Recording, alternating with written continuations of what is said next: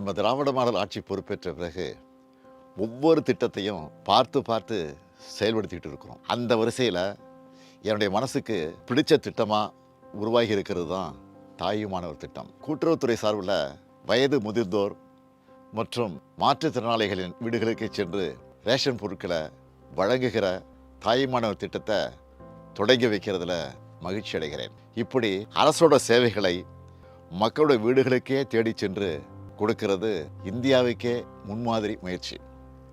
ஒரு திட்டத்தை அறிவிக்கிறதோட கடமை முடிஞ்சிடுறதா நாம் நினைக்கிறது இல்லை.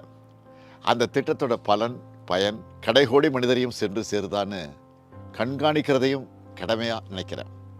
அப்படி வயது முதிர்ந்தோரும் மாற்றுத்திறனாளிகளும் ரேஷன் கடைகளுக்கு போய் பொருட்களை வாங்குறதுல ஏற்படுகிற சிரமத்தை உணர்ந்து இந்த திட்டத்தை உருவாக்கி இருக்கிறோம். இந்த திட்டத்தை 34,809 நியாய விலைக் கடைகளில் செயல்படுத்த போகிறோம். 70 வயதுக்கு மேற்பட்ட 20,42,657 மூத்த குடிமக்கள், 1,27,797 மாற்றுத்திறனாளிகள்னு 21,70,70,454 பேர் இந்த திட்டத்தால் பயனடைய போகிறாங்க.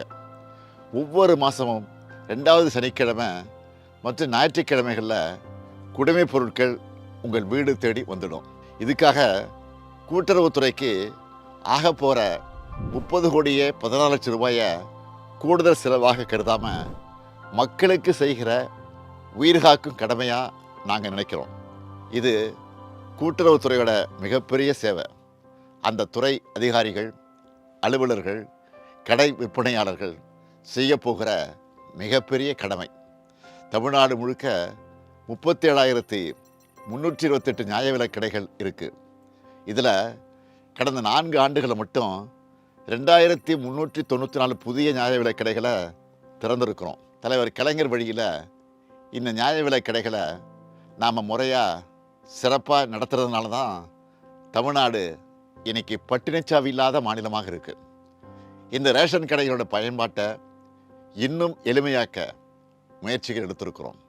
இந்த நேரத்தில் கூட்டுறவுத்துறை அதிகாரிகள் மற்றும் அலுவலர்களுக்கு நான் வைக்கிற வேண்டுகோள் என்பது, இந்த திட்டத்தோட நோக்கம் 100 விழுக்காடு நிறைவேறுகிற வகையில் உங்களுடைய பணி அமையணும்.